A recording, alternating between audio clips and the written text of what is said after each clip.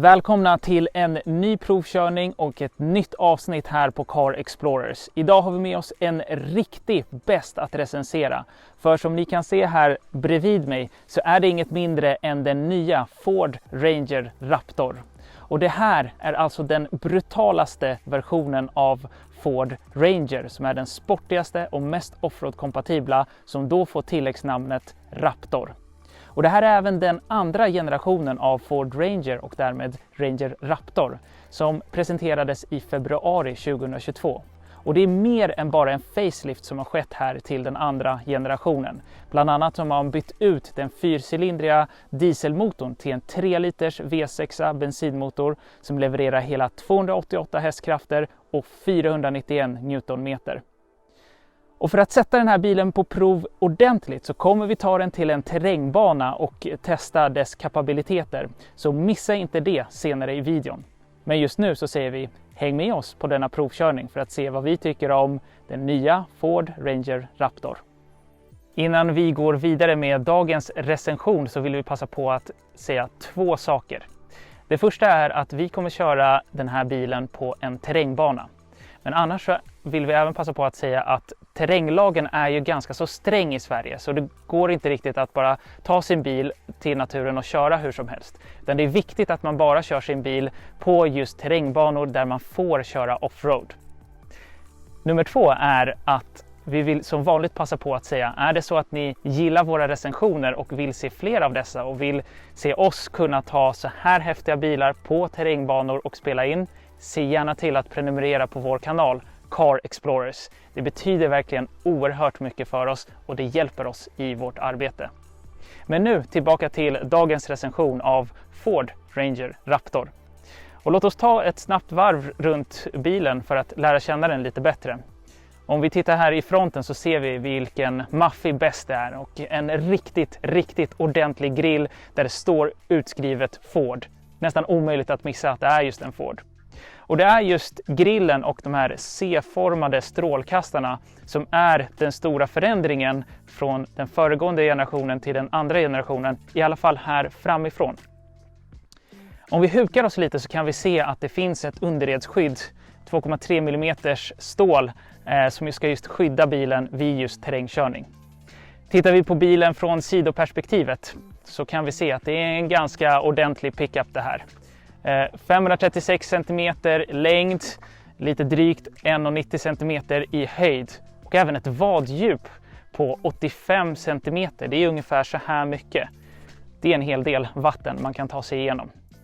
Några saker att notera här från sidoperspektivet. Det står utskrivet här på flaket att det är en Raptor vi har med oss idag att recensera. Och det ska nämligen synas, höras och att man ska kunna läsa att det är en Raptor man kör runt i, alltså toppvarianten av Ford Ranger.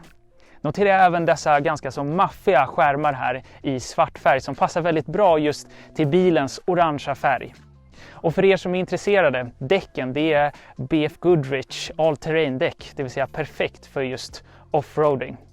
Och vill man huka sig väldigt mycket så kan man även notera att bilen har 2,5 tums Fox-stötdämpare som är elektroniskt kontrollerbara. En ganska avancerad teknik så vi rekommenderar gärna om ni är intresserade av just dämparna. Titta gärna på några YouTube-klipp.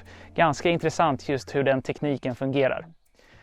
Så på det stora hela en maffig pickup som ser väldigt brutal ut med ganska så intressant dämparteknik.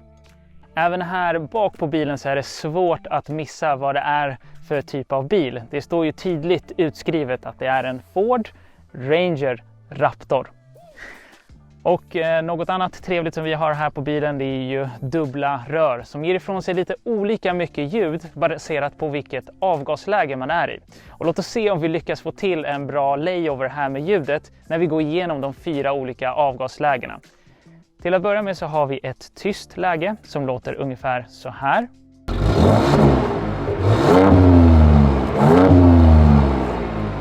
Vi har dels ett normalläge som låter så här. Vi har ett sportläge som låter så här.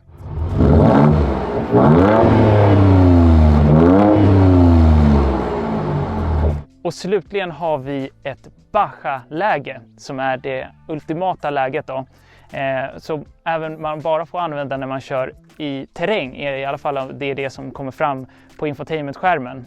Men det låter så här trevligt.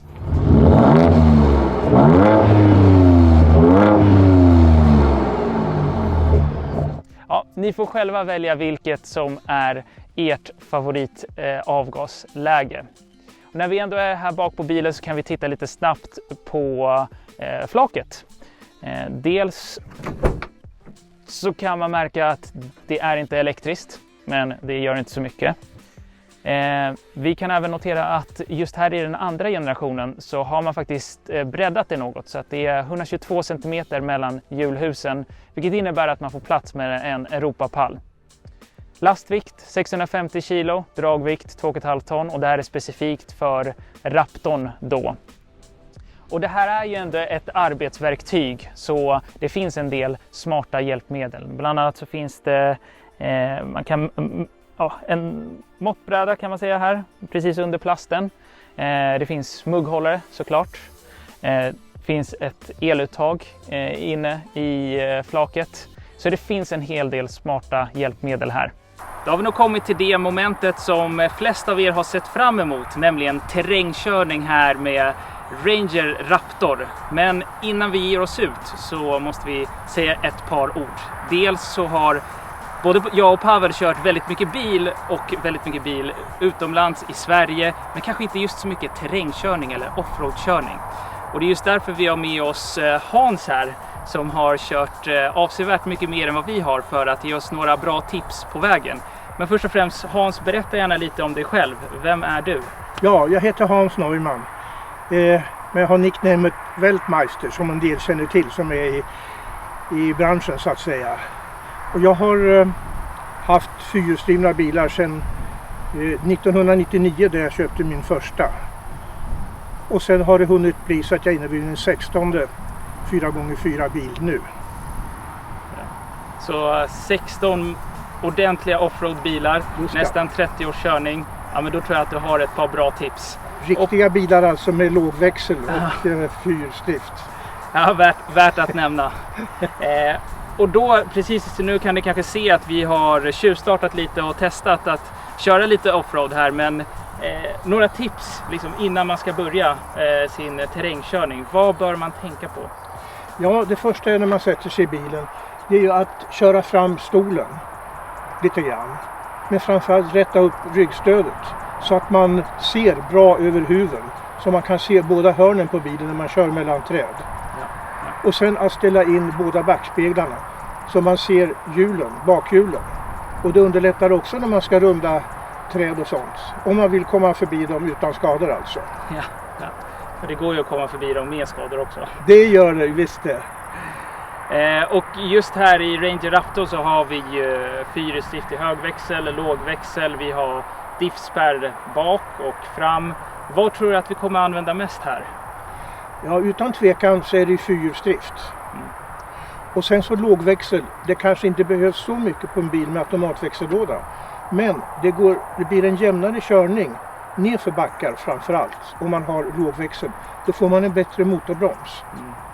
Om inte bilen har sån här automatisk. Hildescent. Just det. Ja.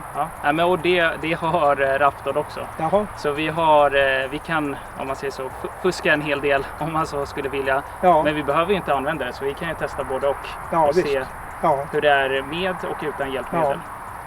Ja, men perfekt. Men då tycker jag att vi med dessa tips kan sätta igång. Ja, då står vi här med bilen. Vi har parkerat precis vid en backe som är ganska så brant. Vad är det man ska tänka på då? Hur ska man ställa in bilen på bästa sätt och vad ska man tänka på? Ja, här är ju torrt och fint så här är inga problem. Inte med den här bilen i alla fall.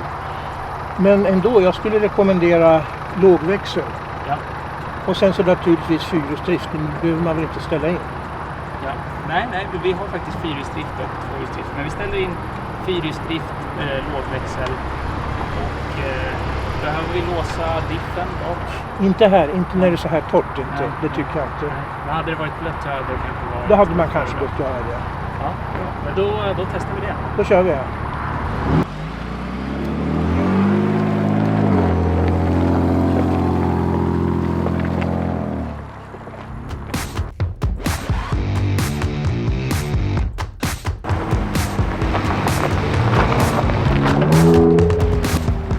har vi kommit till ett dike här som är ganska djupt. Det finns en del vatten och en hel del lera. Vad är viktigt att tänka på här? Ja, för det första får man inte köra för sakta. För det andra får man inte köra för fort heller. Men i alla fall, fyrhjulsdriften måste vara i. Ja. Och sen tänka på, man får inte släppa på gasen. Har man väl kommit ner här så ska man fortsätta. För man får välja mellan, endera ska man köra eller också ska man inte köra. Det finns inget mellanting att stanna mitt i. Och behöver vi låsa bakdiffen? Ja, jag skulle vilja föreslå att man låser bakdiffen. Ja. Även framdiff om det finns. Ja, men det kan vi göra. Ja. Så då låser vi Båda diffarna. båda diffarna och så kör vi. Så kan vi lägga in det i just här i Raptorn, så har vi ett läge som heter lera och hjulspår. Jaha. Den låser ju automatiskt bakdiffen. Jaha. Så får vi själva låsa framdiffen och så kan vi köra.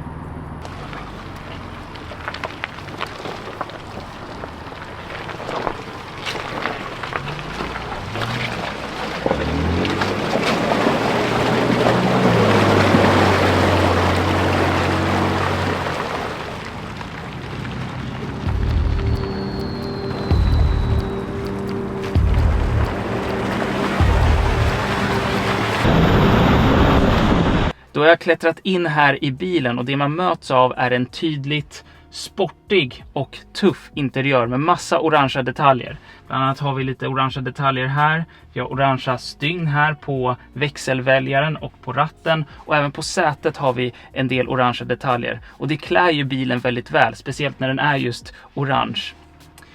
I och med att det här är en lite större offroad-bil så har vi såklart grab handles på båda sidor. Och det är dels väldigt bra för att kunna ta sig in i bilen, men även bra för speciellt passageraren att kunna hålla i sig när man kör offroad.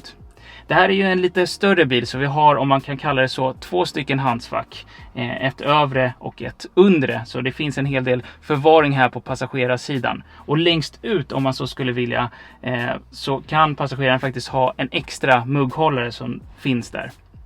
Framför mig har jag en väldigt trevlig ratt. Ganska så kompakt, sportig. Med ett par trevliga paddlar här på baksidan, som jag kan växla den 10-växlade lådan ifall jag så skulle vilja. På ratten har vi ett antal olika knappar och det är 3 stycken vi skulle vilja djupdyka i lite. Det är dels för att kunna välja hur styrningen ska vara, och den kan vara normal, comfort eller sport. Sen så kan vi välja hur dämpningen ska vara. Den kan vara antingen normal, sport eller offroad. Och slutligen har vi även en knapp för att välja vilket avgasläge vill vi vara i. Det som vi lyssnade på alldeles nyss när vi gick runt bilen. Och det styr man ju här från ratten. Slutligen några ord om sätet. Det är ju åt det sportigare hållet, det ska sägas. Så det är lite hårdare. Men jag har väldigt bra stöd här åt sidorna. Så egentligen så skulle jag säga att det klär och passar bilen väldigt bra. Det är en sportigare offroad-bil med sportig och tuff interiör och bra och sportiga säten. Så allt är precis som man förväntar sig. Låt oss titta lite snabbt på infotainmentsystemet här i Ranger Raptor. För det bygger faktiskt på samma system, eller det är samma system som används även i Ford Mustang Mach-E som vi provkörde för ett tag sedan. Och det är Fords senaste system som heter Sync 4A. Just här i den här bilen så är det en 12-tums skärm som vi har med en väldigt skarp bild, och systemet i sig är också väldigt lätt navigerat och responsivt. Vi kan få såklart Apple CarPlay och Android Auto om vi så skulle vilja. Till Pavels stora glädje så går det att få trådlös Apple CarPlay. Precis under skärmen så har vi en liten remsa här med några knappar och vred. Det är till för att höja och sänka ljudvolymen bland annat. Så att vi kan lyssna på ljudet från dessa fina Bang Olufsen högtalare här i bilen. Vi kan även höja och sänka temperaturen och fläkthastighet. Värt att notera att vi kan som sagt använda vredet här för att höja och sänka temperaturen. Men vi kan även göra det direkt från själva infotainmentsystemet. En annan sak som är bra att känna till, det är att vi väljer vilket körläge vi ska vara i från ett vred här på centerkonsolen som vi ska titta på alldeles strax. Men för att kunna låsa diffarna, så det behöver vi göra från själva infotainmentsystemet. Ja, och egentligen så har vi väldigt mycket hjälpsystem här i själva infotainmentsystemet. En favorit nu senaste dagarna har varit just den här terränginställningen, varifrån vi kan se massa olika kameravinklar. Vi kan som sagt låsa diffarna. Och här kan vi se om vi vill lägga till en 360 graders vy och också bara vyn framifrån. Så det har varit oerhört hjälpsamt verktyg senaste dagarna. Så överlag väldigt många positiva ord här om infotainmentsystemet här i Ranger Raptor. Låt oss då slutligen titta på centerkonsolen här i bilen. Längst fram har vi plats för induktiv laddning av en mobiltelefon. Vi har även 2 stycken uttag, ett USB-uttag och ett USB-C-uttag. Här i mitten har vi en ganska trevlig växelväljare. Och bakom den har vi ett väldigt intressant vred, för det är härifrån vi väljer vilket körläge vi vill vara i. Och om jag läser upp alla körlägen här, för det finns en hel del att välja mellan. Just nu är vi i normal, men det finns även ett sport, ett halt, lera hjulspår som har varit väldigt populärt, sand, baja och rock crawl. Så det finns en hel del att välja mellan när det kommer till körlägen. Kombinerat med det så har vi olika val här som vi kan göra. Vi kan antingen vara i fyrhjulsdrift i högväxel, fyrhjulsdrift i lågväxel. Sen har vi ett fyrhjulsdrift som automatiskt anpassat och styr kraften till hjulen på bästa möjliga sätt. Och sen har vi ett bakhjulsdrivet läge. Och hur är det då med förvaring? Jo, det är väl helt okej. Vi har ju en del förvaring här under armstödet och vi får inte glömma våra dubbla handsfack där. Så totalt sett, ja, det kunde kanske funnits lite mer. Man kanske kunde frigjort lite mer plats här framme. Men överlag så är det väl ändå okej med utrymme och förvaringsutrymme här framme i bilen. Behövs en bil som Ford Ranger Raptor på den svenska marknaden? Det ärliga svaret är nog nej. Men hur ofta väljer man en bil baserad på rationell argumentation? Sällan. Raptorn imponerar på asfalterade vägar och utanför. En mångsidig muskelknutte som man bara vill ha, även om de flesta nog inte behöver den.